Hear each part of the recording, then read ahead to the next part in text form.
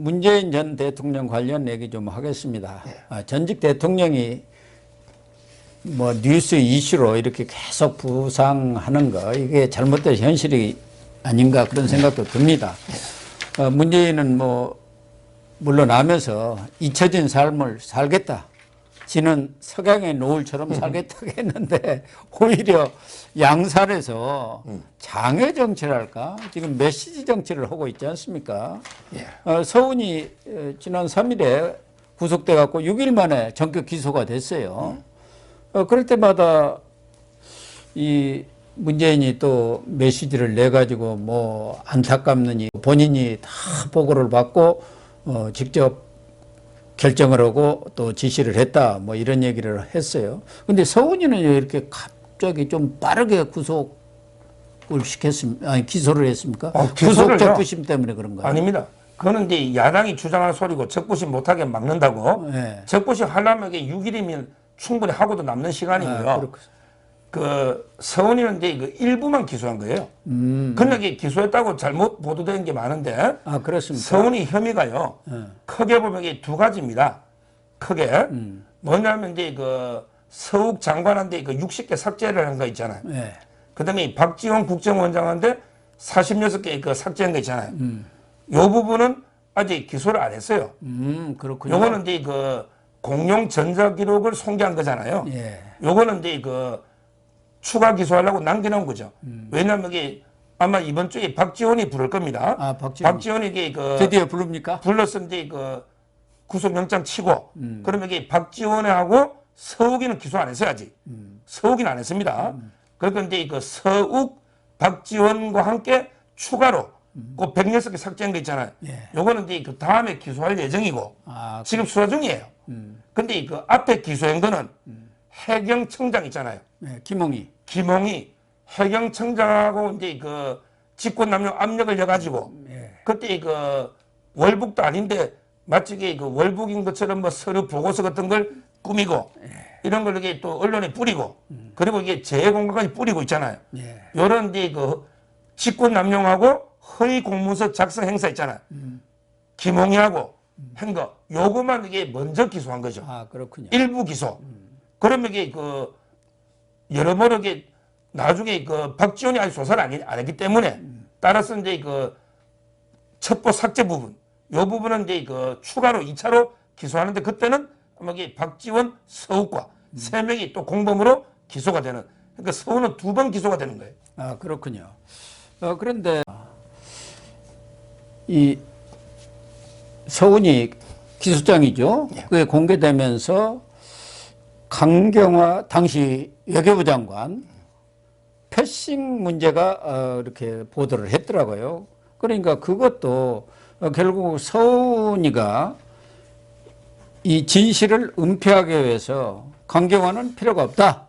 뭐 회의에 무슨 홍보를 한다든가 알릴 일이 없기 때문에 들어오지 말아 갖고 관계장관 회의에 당연히 외교부 장관도 들어가야 하는데 2020년 9월 23일 새벽 1시에 관계장관 회의가 있었고 거기서 이제 삭제 뭐 이런 거 월북몰이로 결정이 난 거고 그다음에 오전 10시에도 있었는데 거기도 오지 말라고 그랬다고 그러네요. 거기에 또 회의가 있으면 당연히 회의록이 작성이 되지 않습니까? 근데 그것도 못하게 하고 그런 것들이 다 은폐라든가 그런 정황으로 이렇게 이번 기소장에도 다 나와 있는 모양이죠. 그렇죠. 결국 이제 그 강경화 장관 원래 별명이 인형입니다. 인형. 그렇죠. 원래 이제 그 그냥 통역사죠. 장관 이게 까면 아니고 통역사입니다. 통역사. 강경화 별명이 인형이거든요. 그런데 이제 그 핵심 지도부에서는 강경화는 이제 그 이너서클이 아니다. 확실하게 믿을 만한 우리 사람이 아니다. 이렇게 본 거죠. 그러니까 이제 원래는 그날 이게 문재인가 유엔 총회 연설하고 이랬잖아요. 이것 때문에 이게 숨긴 거거든요. 그러면 이게 그 외교부 장관은 원래 와야죠. 당연히 와야죠. 당연히. 근데 그 외교부 누구한테도 통보 안 해가지고 제가 이제 옛날 기사를 쭉 검색해 보니 강경화가 이제 그때 항의를 했어요. 왜 난 안 부르냐? 나는 이게 왕따 시키느냐? 항의를 이제 뉴스에 다 나옵니다. 그래서 이제 그 검찰에서 이번에 강경화를 소환합니다, 이번 주. 강경화를 이렇게 소환해서 그때 왕따 당한 참석 못한 이게 배경 같은 거 있잖아요. 이런 걸 이게 그 조사를 하는 거고. 그러니까 이제 검찰에서 보기에는 처음에는 이게 그 은폐하려고 했던 거죠. 그러니까. 왜냐하면 이게 문재인이가 종전선언 유엔 연설을 이게 그 하고 있잖아. 이런 게 우리 국민이 죽었다면 말이 안 되잖아요. 예. 따라서 이제 그 은폐를 하려고 했고, 그리고 이제 또 이게 은폐가 안 되면 여기 너 대응을 청와대는 게 똑바로 대응했느냐 이런 게 비판 여론이 일 거 아닙니까? 그렇죠. 그래서 이제 그 비판 여론도 맞고, 그다음에 종전연설 선언, 그래서 이제 그 은폐를 하려고 했는데, 근데 나중에 그 다음날 언론에서 보도가 돼버렸죠. 예. 그러면서 그때부터는 다시 월북 모드로 바꾼 거예요. 그러니까 처음에는 그 은폐 시도, 그다음에 두 번째가 월북몰이 이런 게 적나라하게 나타나고, 그래서 이제 그 강경화 장관은 이번 주에 아마 소환해서 조사를 하고, 그리고 이제 그때 회의록을 다 남기되잖아요. 예. 근데 그때 안보 전략 비서관이 있거든요. 원래 보통 이게 그 비서관들이 많이 작성하더라고. 회의록은. 제가 예석을 옛날에 해갖고 보니까 다 작성하지 않습니까? 옛날에 그 홍남기 장관도 박근혜 대통령 비서관 했거든요. 그때 그 홍남기 장관이 회의록을 다 만들더라고. 그래서 이제 그때 우리 박근혜 대통령 캐비넷에 서류 놓을 때 홍남기가 준 거 아니냐. 이런 게 저희가 의심이 많았었잖아요. 예, 예. 그러니까 이제 그 아예 그냥 안보 전략 비서관이 중요한 자리잖아. 근데 야 너는 들어오지 마. 들어오면 이게 그 회의록을 남기되니까. 예. 그래서 이제 그 의도적으로 배제했다. 이런 게 그 서운 영장에 다 놓고 있는 거예요. 그러니까 그 23일 새벽에 문재인이가 유엔 연설을 했지 않습니까? 종전선언을 하자는 그것을 중심으로 해서. 그런데 이미 국정원에서는 3시간 전에 이대준 씨가 피격 사망했다는 정보를 다 입수하고도 그걸 싹 숨기고, 그러고 나서 이제 문서 삭제 지시하라고 그걸 이제 국정원과 국방부의 지시도 내리고, 해경한테는 야, 그 수색하고 다니는 것처럼 이렇게 하고, 그것과 관련해서 또 언론 뭐 보도자료로 만들어서 내라. 그러니까 이게 완전히 숨긴 것 아닙니까? 유족은 물론이고 국민들까지도 어떻게 보면 기만했다, 이렇게 볼 수 있는 거 아니에요. 그럼 저도 이게 그때 그 TV 방송을 많이 했잖아요. 예, 해경에서 이게 수색한다고 걔 난리치잖아요. 난리 이미 났죠. 죽은 것 다 알면서. 다 알면서 이게 이미 말이 그 안 되는 거죠. 그러니까 이게 중대한 국기문란 범죄라는 거고요. 예. 지금 이게 그 박지원이가 이제 소환될 거 아닙니까? 예. 아마 이제 어떤 모습으로 나타날지 모르겠는데, 저는 박지원에게 그 영장이 불가피하다. 왜냐하면 이게 서욱이도 처음에 구속영장이 됐잖아요. 예. 나중에 본인이 뭐 청와대 지시에 따랐을 뿐이다. 본인에게 다 자백해가 적부심은 풀려났지만 구속이 됐고요. 그다음에 서훈이는 구속이 됐잖아요. 예. 그러니까 저는 이제 그 박지원도 구속이 불가피하고, 아마 이제 또 뭐 박지원이 있잖아요. 이자는 이제 그 제가 보기 희대의 협작꾼입니다. 완전히 희대의 모사꾼이에요. 예. 진짜 이게 협작꾼입니다. 예. 이자는 이게 국정원장 하면서 항상 양지에서 일하면서 몰래 음흉하게 음지를 지향한. 아, 원래 그래. 이게 국정원 직원은 음지에서 몰래 일하고, 예. 그리고 양지를 지향해야 지향해. 돼요. 근데 박지원이는 항상 양지에서 언론로가 떠들면서 뒤로는 이게 음흉하게 고발 사주 있잖아. 예. 조성은처럼. 어. 이런 게 이자가 박지원입니다. 지금 이게 제가 이제 그 여러 명한테 들었어요. 요즘 이게 그 부인이 2018년에 죽었거든요. 예, 그렇죠. 2018년에. 예. 요즘 이게 팔팔하다고 얼마 전에 만난 사람이 여의도에서 그러더라고. 인상도 좋고 70대로밖에 안 보인대. 그러니까 이제 그래서 뭐 주위에 부인 하나 소개시켜 달라고 지원한다고 이런 이야기를 제가 많이 들었어요. 한 군데 들은 게 아니에요. 아, 그래요? 그래서 제가 이게 그 아예 유튜브에서 그랬죠. 아니 조성은이하고 하면 되지 뭐 또 소개받냐. 조성은이가 페이스북에 이렇게 썼잖아. 박지원이 만날 때마다 항상 이 특별한 시간, 역사와 대화하는 순간, 역사와 대화하는 순간. 맞아, 이런 식으로 이게 썼죠. 조성은이가 썼잖아. 예. 그러니까 저는 박지원에게 팔팔합니다. 전혀 이게 그 구속 혼밥 먹는데 아무런 지장이 없어요. 예. 따라서 이제 그 철저하게 저는 원칙대로 검찰에서 바로 이제 영장을 청구해라. 지금까지도 이게 언론에서 나불나불대고 있잖아. 천하의 모사꾼, 협작꾼. 이 자는 반드시는 영장을 청구해야 된다. 이래 봅니다. 그래서 이제 문제는 서훈, 박지원까지 구속 기소가 되고 나면은 결국은 문재인 스스로가 지난 3일에 서훈에 대한 구속영장이 구속이 됐죠. 그때 자신이 보고받고 특수정보 그것도 다 자기가 열람한 뒤에 최종 승인을 했다. 이렇게 스스로 어떻게 보면은 자백을 한 것 아니겠습니까? 그렇다 한다면 이제 남은 수사는 문재인밖에 없는데 검찰도 조금 그 부분에 대해서는 신중한 것 같아요. 워낙에 이재명 큰 판도 벌어졌는데 여기다가 또 문재인 판까지 벌어지면은 이게 그렇지 않아도 친명 친문이 요새 조금 이렇게 등이 갈렸는데 똘똘 뭉칠 것 아닙니까? 이런 판단도 해야 하고 그래서 어떻게 합니까? 이제 문재인은 앞으로 어떤 수순을 밟을지 검찰로서는 뭐 좀 단계적으로 이 수사를 하지 않겠나 하더라도 조금 텀을 두면서 한 번에 같이 몰아치면은 자기들끼리 똘똘 뭉쳐갖고 그렇지 않아도 지금 이 민주당이 침몰 위기에 있는데 살아날 수도 있잖아요. 지금 이게 그게 문제예요. 제가 이게 저번 주에 그 대검의 후배 검사를 만났더니 예. 바로 이게 대검 분위기가 이게 문제예요. 아, 그래요? 대검의 그 부장들이 쭉 뭐 회의를 하잖아. 총장 주재하에. 그러겠죠. 자기들끼리 하고. 지금 이게 그 문재인에 대해서는 이제 그 신중론이 좀 더 많다는 거예요. 다수라는 거예요. 예. 부장들 의견이. 이게 말이 되느냐. 왜냐하면 이게 검찰에서 볼 때는 지금 이게 이재명이는 바로 소환한단 말이에요. 예. 그러니까. 영장까지. 예. 그런데 문재인까지 같이 이게 동시에 치면 좀 이게 정치적으로 부담이 되는 게 아니냐. 아무래도 부담이 이런 되겠죠. 게 신중론이 다수라는 거예요. 그래서 제가 이게 그 강하게 질책을 했죠. 아, 뭐 그 후배 검사에 무슨 잘못이 있어요. 분위기만 저한테 알려준 건데.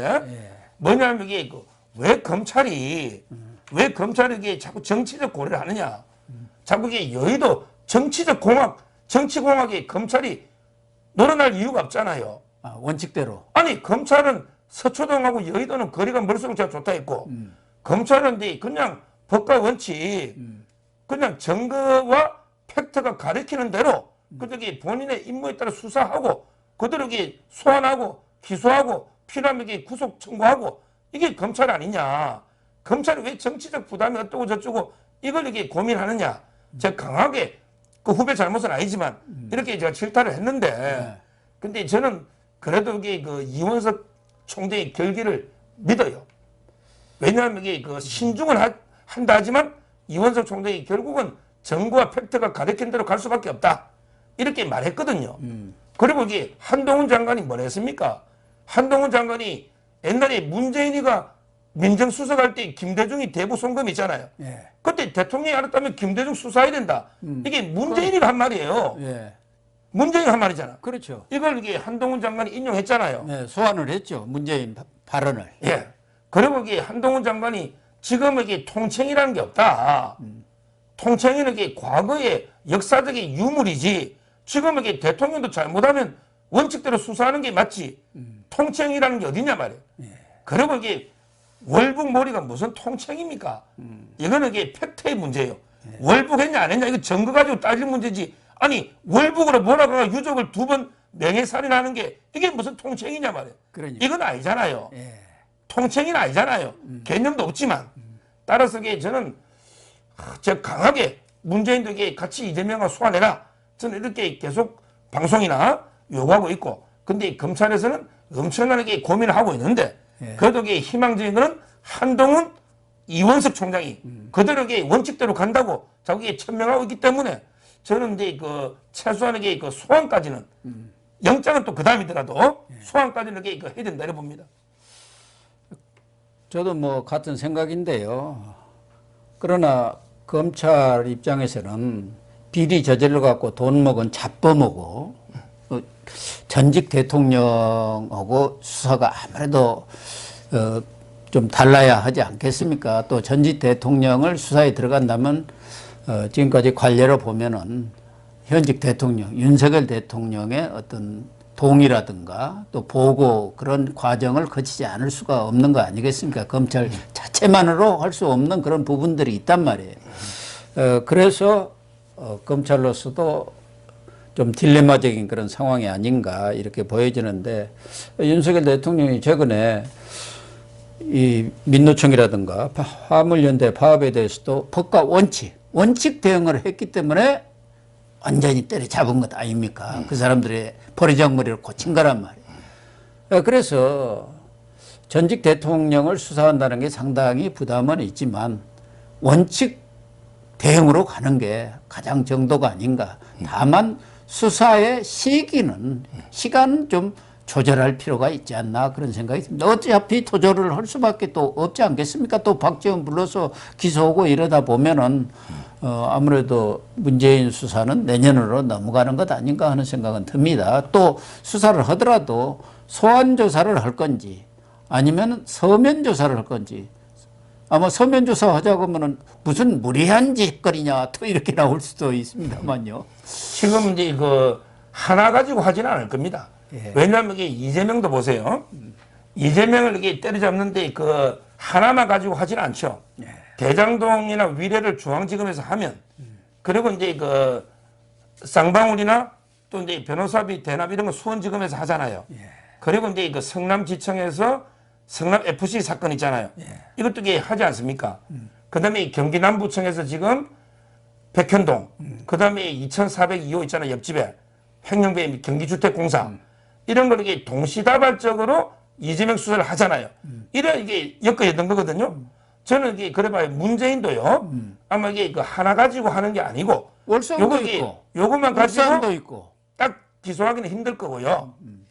그래서 이제 그 보면 요 사건 이게 그 하고 그다음에 요거보다 앞서서 발생한 사건 중에 바로 이제 북한에서 넘어온 우리 동포 있잖아.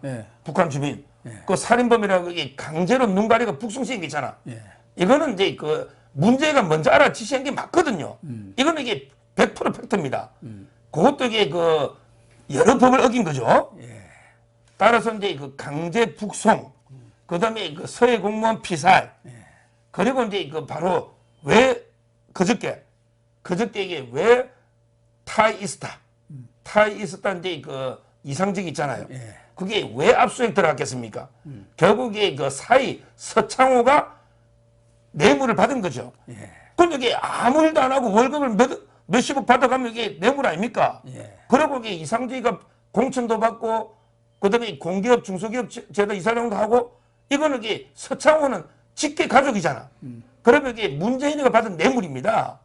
이게 매관매직이에요. 그러니까 이게 검찰이 저는 우연히 들어간 게 아니고 지금 이게 그 이원석 총장이 볼 때는 문재인을 때려잡으려면 최소한 이게 10개는 돼야 안 되겠냐. 이런 차원에서 저는 이제 그 이상직 수사도 왜 전면 제조 들어갔거든요. 좀 이따 다루겠지만 이상직 이 문제도 이게 있고 그 다음에 이제 그 송철호 사건 있잖아요. 요것도 이게 그 임종석이나 수사하고 무엇보다 이게 탈원전 지금 이게 다 들어갔잖아요. 탈원전도 있고 그리고 이게 블랙리스트는 지금 모든 장관들 그러네요. 다 분리가잖아요. 따라서 저는 블랙리스트, 탈원전, 송철호 불법 선거, 그다음에 그 사이 비리, 그다음에 북한 문제 이런 식으로 이게 문재인도 거의 한 10여 개 넘는 그런 혐의를 다 묶어서 한 번에 이게 딱 기소. 이런 이게 큰 그림을 저는 이원석 총장이 그리고 있다. 이렇게 보고 있어요. 예, 그런 것 같습니다. 그러다 보면은 아무래도 시기를 조절을 하면서 또 어떤 것을 가지고 제1타켓으로 삼을지 문재인도 이재명 같은 경우는 이제 대장동 비리가 거기에서는 가장 중요한 핵심 수사 아닙니까? 그리고 나머지들은 지금 다 수사를 해놓고 대기 상태에 있는 거고 아무래도 문재인의 경우는 이번에 불거진 서해 공무원 피격 사건 그게 아무래도 우리 국민들 마음에는 가장 큰 상처를 준 사건이기 때문에 그 사건을 계기로 해갖고 다른 사건들은 거의 지금 수사가 완료 단계에 있는 것 아니겠습니까? 그러면 한 번에 줄줄이 줄 기소하는 그런 상황이 벌어지겠네요. 그럼요. 저는 이게 탈원전은요, 이게 이재명이 배임하고 비슷한 거예요. 탈원전은 이게 문재인이 한마디에 언제 가동 중단되느냐. 이래가지고 이게 된 게 맞거든요. 그럼 이게 주범이 뭐니 해도 문재인이 맞고, 배임이면 이게 문재인가 다 손해배상 토해내야 됩니다. 재산에서. 그러니까 이제 그 이재명이도 이게 배임이면 재산 다 토해내야 되거든요. 따라서 저는 뭐 이재명하고 이게 구조가 비슷하잖아요. 탈원전은 대장동이나 배임이거든요. 그리고 이제 그 송철호 건 있잖아요. 이거는 이게 누가 뭐래도 문재인 때문에 청와대 모든 부처 10개 부처가 다 총동원되지. 어떻게 누구 때문에 한 겁니까? 문재인이가 내가 이 바보 노무현보다 더 좋아하는 바보 송철호 당선이 내 소원이다. 이래가지고 청와대 10개 부처가 동원된 건데 이게 어떻게 문재인 빼고 설명이 되느냐 말이에요. 그리고 거기 블랙리스트도 한 부처면 그 장관 잘못인데 지금 이게 모든 부처가 다 이게 장관들이 소환될 조사받고 있잖아요. 이게 문재인 빼고 설명이 됩니까? 따라서는 박근혜 대통령도 이게 다 블랙리스트로 잡아놓고요. 이런 식으로 했잖아요. 뭐 K재단, 미르재단 이런 식으로 했기 때문에 저는 이제 그 문재인도 모든 이게 범죄를 다 종합해서 아마 이게 수사 기소하지 않을까 이래 보입니다. 네.